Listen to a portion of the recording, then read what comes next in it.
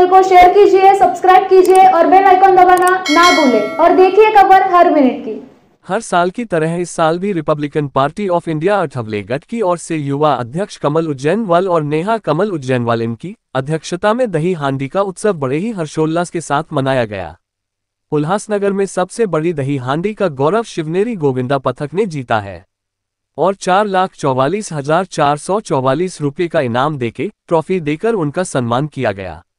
दही हांडी के साथ ही मनोरंजन का भी कार्यक्रम रखा गया था।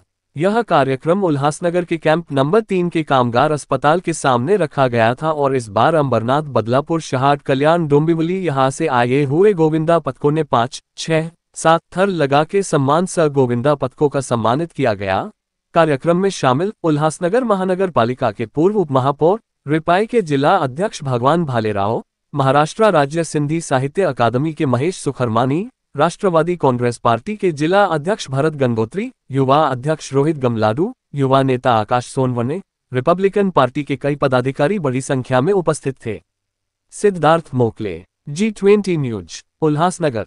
के सभी शहरवासियों को गोकुल अष्टमी की हार्दिक शुभकामनाएं।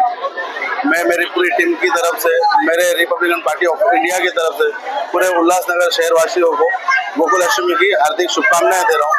और ये आगे देख के जो देख रहे हैं हम चुनाव आ रहे हैं आमदारगी के, मैं यहाँ पर वचन देता हूँ आमदारगी के चुनाव में आप हमारे भगवान जी भालेराव साहब को आमदार के रूप में देखेंगे। ये हमारे पूरे ग्रुप ने और मैंने संकल्प लिया है। यहाँ पे कितने गोविंदा पथक ने सलामी दी और अभी तक हमारे इधर सुबह से 25 से 30 गोविंदा पथक आके सलामी दे चुके हैं और हमारी जो इस साल की गिफ्ट है, हमारा जो पतंग फोड़ेगा उसको 4,44,444 रुपए का इनाम हमने रखा गया, ऑर्गेनाइज बाय डिस्टी इंटरप्राइज की तरफ से।